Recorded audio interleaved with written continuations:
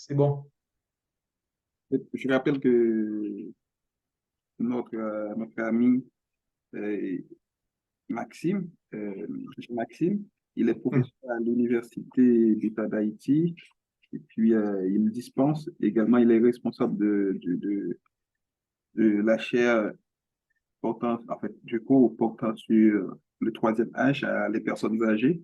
Donc, c'est un honneur, un plaisir de- d'avoir aujourd'hui professeur Jean-Maxime ici. En plus, Jean-Maxime, on était collègues dans le cadre d'une activité chez Haïti à l'Université of South Florida. Donc, on a beaucoup voyagé dans le cadre de ce projet ensemble et puis on a eu la chance de discuter sur pas mal de thématiques, de problématiques concernant la société haïtienne, mais aussi la société américaine et on essaie de les comparer, surtout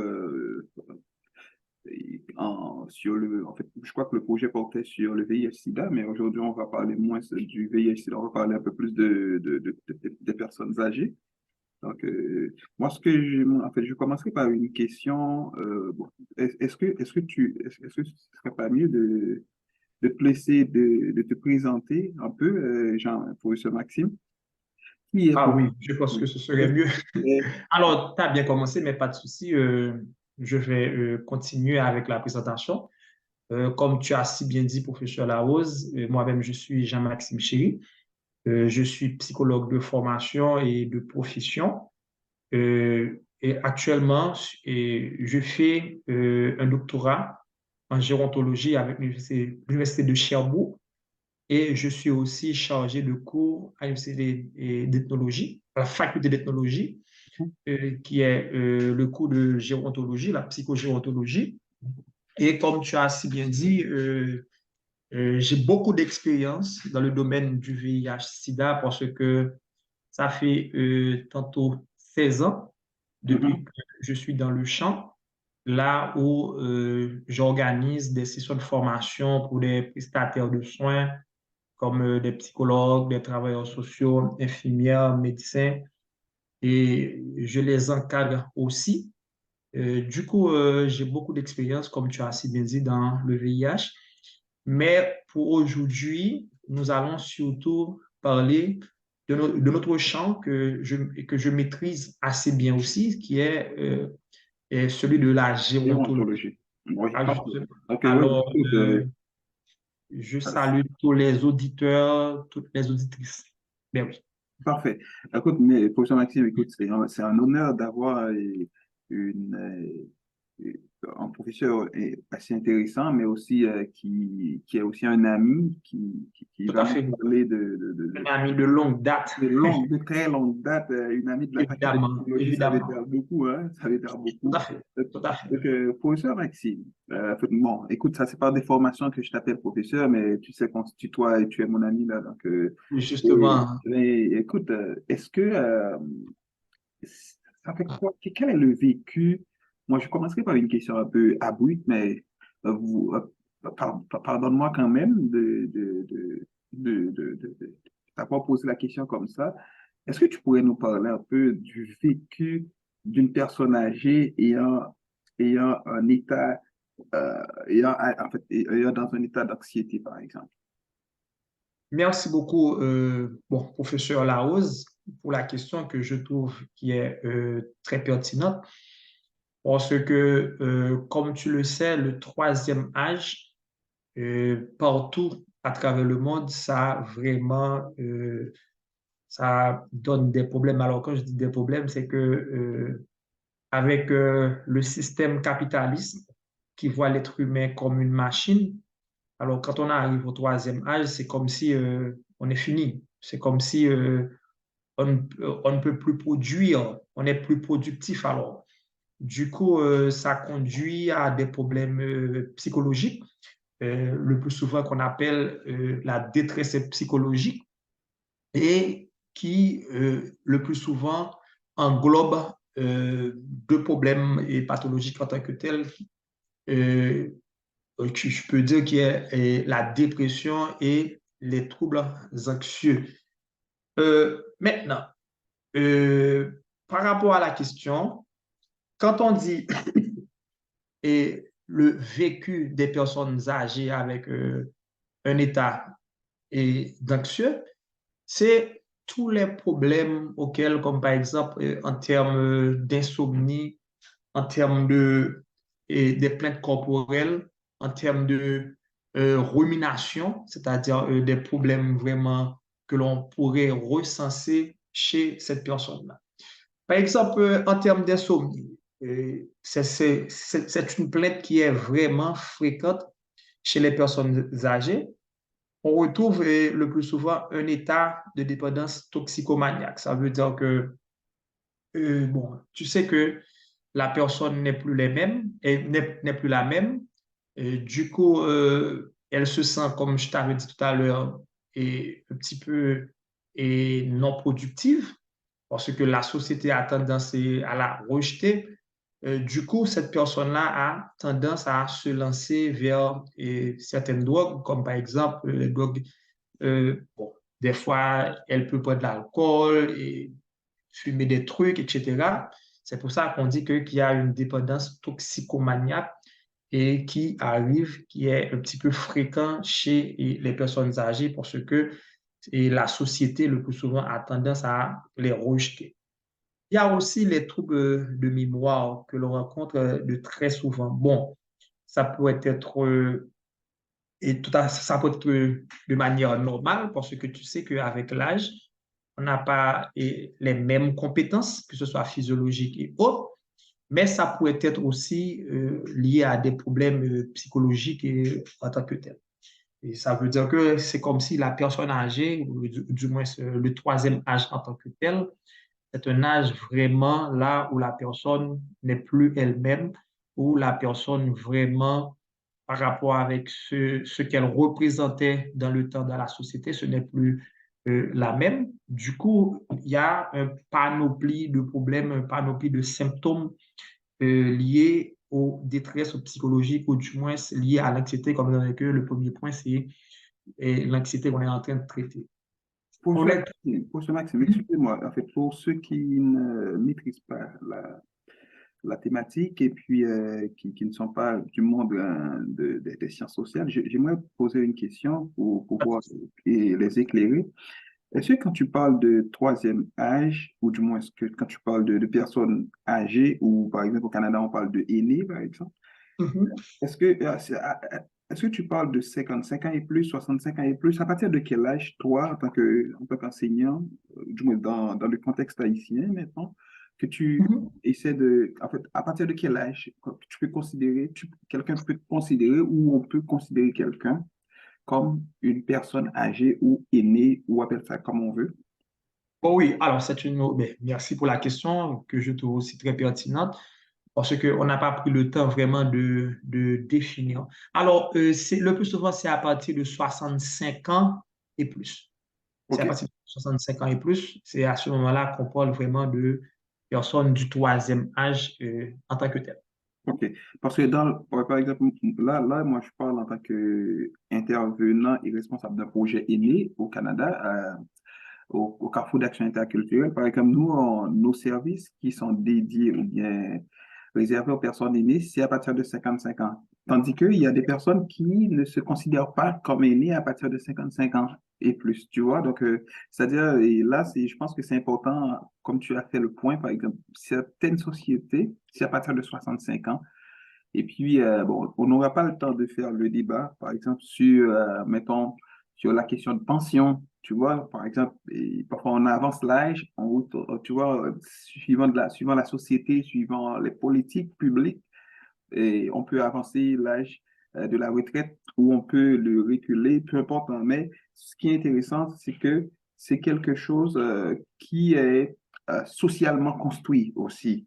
La vieillesse est socialement construite. On peut considérer quelqu'un vieux, la personne peut se considérer vieux à 40 ans et quelqu'un peut se considérer jeune à partir de à 80 ans et plus. Donc, ça, c'est un point Oui, important. Donc, justement, maintenant, je vais te laisser élaborer, continuer à élaborer. alors, juste avant de continuer avec l'élaboration, j'aimerais aussi rebondir par rapport à ce que tu as dit, que je trouve qui est très, très, très pertinent. Pourquoi? Parce que il y a beaucoup de débats à travers le monde et par rapport avec et à quel âge vraiment qu'on est vieux.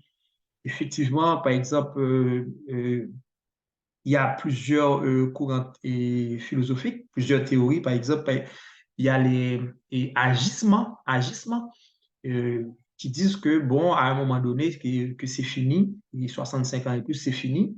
Mais de nos jours, alors, on a mis vraiment en question ce paradigme-là, que l'on pense qu'est un petit peu stigmatisant et discriminant. Parce que, comme tu as dit, l'âge chronologique ne veut pas dire pour autant qu'on est vieux, ne veut pas dire pour autant que c'est fini en tant que tel.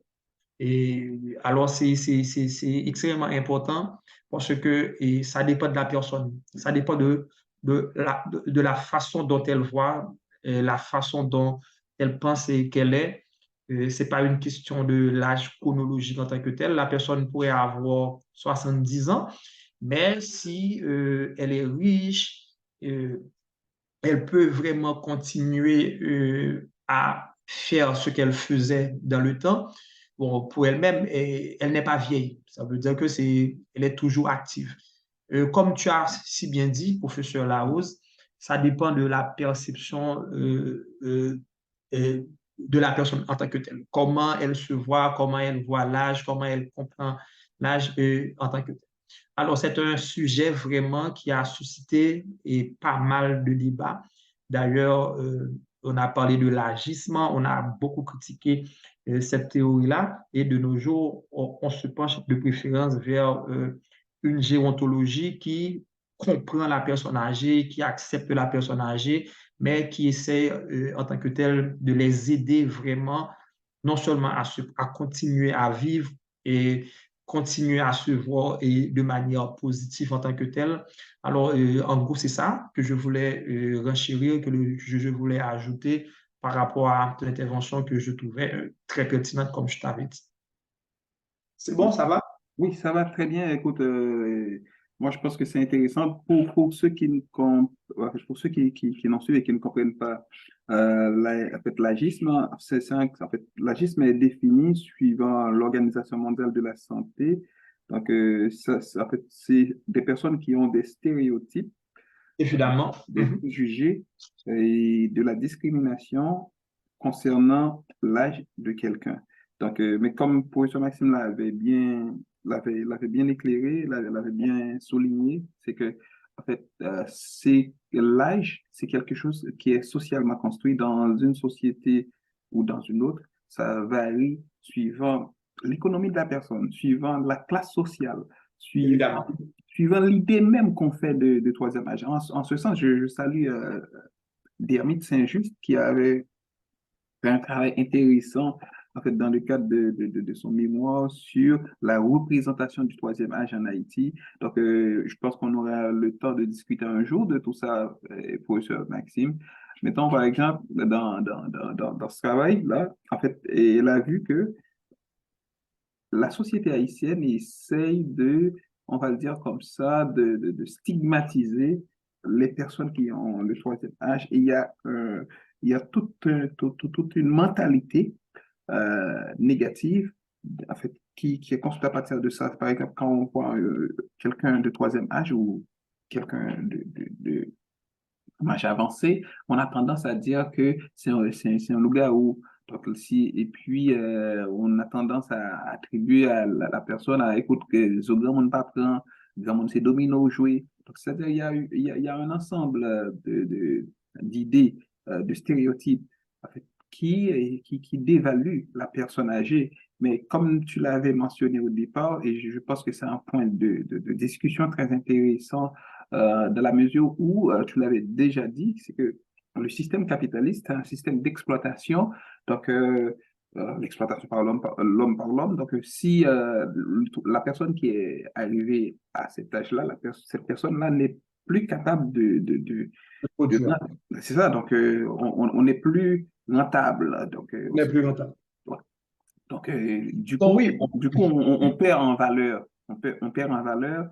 Et puis, mais dans la société québécoise, l'une des choses que j'aime beaucoup, professeur Maxime, dans mon expérience en tant que responsable de projet et intervenant, ce que j'aime beaucoup, c'est que les personnes qui sont arrivées à cet âge-là, en fait, essayent de se reconvertir en des agents je dirais, d'aide à la société. Oui, On va le yeah. dire comme ça, c'est-à-dire ils participent beaucoup dans des actions de bénévolat, ils sont bénévoles dans beaucoup d'activités. Par exemple, moi, dans mes activités, sans ces personnes-là, je n'aurais pas pu arriver. Donc, c'est eux qui m'aident là parce que on n'a pas toujours les moyens de payer beaucoup d'employés, mais ces personnes-là, en fait, ils dédicacent leur vie, d'accord, à ça. Arrivé en fait, à cet âge-là, et à la retraite, ces personnes se mettent disponibles, ils sont disponibles à servir la société autrement. Quand je dis autrement, c'est-à-dire on ne les paye pas, ils viennent, ils donnent un peu de temps, ils passent du temps, et Bon, oui, puis, parce que c'est ça, ils sont je encore m'excuse. actifs, oui, oui, Yeah. oui, Non, non, non, ce que j'allais dire, une telle pratique est vraiment pertinente. Pourquoi? Parce que euh, ça va, ça va permettre à ce que la personne se sente toujours valable. C'est-à-dire, oui, utile et euh, valable. absolument. Pourquoi? Parce que ils font ce qu'on appelle le bénévolat. Ouais. Bon, pas mal de théories ont expliqué ça. Par exemple, la théorie psychosociale de Eric Erickson. Mhm. Là, on est dans le huitième stade. Huitième stade. Euh, Quand on fait du bénévolat, non seulement on est toujours productif, en termes de l'aspect physiologique, physique, c'est que le corps est toujours en mouvement, mais en termes de santé mentale aussi, c'est que on est toujours vivant, on est toujours productif, comme tu as si bien dit tout à l'heure, c'est que on s'implique dans certaines activités et sociales, on partage nos expériences et nos vécus, on se sent toujours utile, on se sent toujours utile. Professeur Et Maxime, tu verras professeur que, Maxime, excusez-moi, professeur Maxime, juste en fait, ce que tu viens de dire m'a fait penser aussi à ce besoin-là dont Abraham Maslow nous parle tout le temps, ce besoin de reconnaissance, par exemple, qui est constamment chez la personne. Par exemple, quelqu'un qui est capable de faire du bénévolat, par exemple, il se sent utile et il se sent reconnu pour ce qui, cette personne-là se sent reconnue pour ce qu'elle est. oui, bien sûr, Pense bien que sûr. ça, c'est pour rebondir à ce que tu viens de dire, c'est que la personne se sent utile à la communauté, ce besoin de reconnaissance est satisfait. Donc, et on peut, comme pensent les humanistes, Carl Rogers par exemple, cette personne-là sera dans une situation de congruence. C'est-à-dire la personne serait comme Évidemment. capable exactement de s'épanouir. Donc, je pense que c'est quelque chose, je pense, la société haïtienne, on devrait penser comment intégrer davantage les personnes âgées. Les personnes âgées, ou ou tu peux les appeler aînés ou pas, mais Oui, l'important, oui, c'est qu'il faut penser à eux. tout à fait, parce que bon, moi-même, sincèrement, j'apprécie cette intégration-là. Pourquoi? Parce que quand une personne a passé 40 ans dans une institution, ça veut dire que 40 ans d'expérience, et cette personne-là accepte de partager ces 40 ans-là sous forme de bénévolat. Et c'est bien pour la société, c'est pas seulement pour la personne âgée, c'est bien pour la société parce que quand on acquiert 40 ans d'expérience, ça veut dire beaucoup de choses. Les jeunes qui vont venir eux-mêmes avec 1 an, 2 ans d'expérience, bon oui, bon, les personnes âgées ont été passées par là aussi, ça je n'en disconviens pas, Hein? mais eux, leurs expériences sont extrêmement utiles pour la société, pour les jeunes qui sont en devenus en quelque sorte. Pourquoi? Parce que ils ont beaucoup d'expérience, ils savent comment faire et ils savent vraiment là où ils doivent aller pour arriver au bon port. Du coup, s'ils partagent ces expériences-là aux jeunes, ce serait intéressant, ce serait utile pour la société. Oui, par exemple, chez nous en Haïti, malheureusement, on a tendance, comme tu as si bien dit, à discriminer, à stigmatiser et les personnes âgées, on les voit très mal, on les rejette et tout ça. Et des fois, même leurs expériences ne comptent plus. Et pour moi-même, c'est une absurdité. Pourquoi? Parce que la personne là a acquis pas mal de choses durant son vécu. Bon, maintenant, s'ils veulent partager, bon, non seulement ce serait bien pour la société, mais ce serait aussi bien pour la personne en tant que telle en termes de problèmes de santé mentale, comme on a si bien dit tout à l'heure, et en termes aussi de problèmes de physiologique, parce que la personne sera toujours active et la mémoire en tant que telle va toujours continuer à travailler pour produire et on aura une société plus ou moins équilibrée avec des personnes âgées, avec Donc, moins oui. de problèmes de santé et mentale en tant que telle. Vas-y, tu Non, je allais dire. dirais oui, en fait, c'est pour, juste pour te corroborer, c'est-à-dire on aura une société, en tout cas, Plus ou moins en équilibré. meilleure santé, parce Tout qu'avec à des... fait, tout à Oui, fait. ouais, donc, Tout à moi, fait. je suis pour l'intégration de tous et de toutes dans la société. Par exemple, Dans un chez bon nous, sens. en Haïti, il y a un problème, c'est que après 60 ans, bon, oui, c'est vrai que, bon, la personne doit aller à la retraite. Bon, oui, la personne doit aller à la retraite, mais la personne va continuer à vivre. C'est pas comme si, La retraite, c'est pas la fin de la vie, hein. C'est un justement, début. c'est pas la fin de la vie.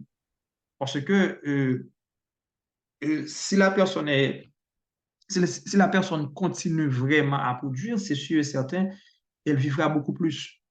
Et d'ailleurs, comme tu as dit là, on est au Canada, tu peux voir à travers les rues des personnes très âgées, mais qui sont toujours actives. Il y a des matériels qui sont fabriqués pour eux, des matériels qui vraiment les permettent, qu'ils, je ne sais pas, qu'ils Oui, oui, continuent mais vraiment à ouais, c'est fonctionner, adapté, en tout cas, c'est adapté à justement à s'adapter sans aucun problème. C'est l'aspect dans toutes les locomotive rues, et prise en justement charge. aspect locomotive, et Mhm. des petites voitures, et des vélos, et tout, et tout, et tout, et ils sont partout. Et quand on prend l'autobus, ils sont partout, Ils sont et ils partout, sont oui. vraiment utiles. Et bon, c'est pas, bon, ils ne deviennent pas Un totalement poids pour la un société. Moi, poids je ne pour pense la pas qu'ils ne société. deviennent pas un poids pour la société. Ouais, ils ne deviennent pas un poids pour la société pendant que chez nous, c'est complètement différent. Pourquoi? Parce que à 60 ans, la personne est allée à la retraite, elle, elle, elle n'est plus en mesure de faire ce qu'elle faisait dans le temps. Maintenant, c'est aux petits-enfants, ou du moins aux enfants, bon, de la prise en charge. Est-ce que Ouais, tu c'est vois, ça. est-ce que tu vois de la prise en charge? Maintenant, ça va créer des problèmes D'anxiété. psychologiques, des problèmes d'anxiété, et tout, parce que la personne était indépendante. Par exemple, toi-même, tu es professeur, ok, tu as beaucoup à partager et voir que je ne sais pas, dans 30 ans plus tard, pour voir que le professeur Larousse n'est plus ce qu'il était Ouais, ouais, 20 ans à 30 ouais. ans de cela. En tout cas, c'est Ce que tu vois. difficile à Non, dire. c'est difficile à vivre, c'est difficile à gérer. Pourquoi? Parce que quand on n'a pas vraiment des choses à faire, quand on reste dans son petit coin, quand on reste vraiment à l'intérieur d'une maison, on ne lit plus, on ne produit plus, on n'enseigne plus. Et Ouais, mais maintenant, le plus grave là-dedans, professeur Maxime, c'est que on sent qu'on est plus utile à la société. Donc, on n'a plus de raison de vivre en soi. absolument. Et bien, justement, c'est ce qui va conduire au problème d'anxiété ou du moins ce problème de dépression qu'on aura à traiter tout à l'heure, parce que la personne n'a plus envie de continuer à vivre. Pourquoi de continuer à vivre pendant que je ne suis plus utile? Ce que je représentais 20 ans de cela, ce n'est plus le cas.